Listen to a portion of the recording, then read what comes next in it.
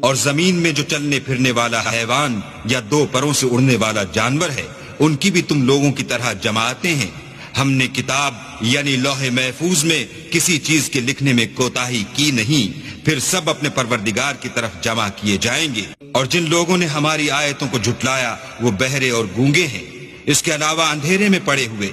جس کو اللہ چاہے گمراہ کر دے اور جسے چاہے سیدھے رستے پر چلا دے۔ کہو کافرو بھلا دیکھو تو اگر تم پر اللہ کا عذاب آ جائے یا قیامت آ موجود ہو تو کیا تم ایسی حالت میں اللہ کے سوا کسی اور کو پکارو گے؟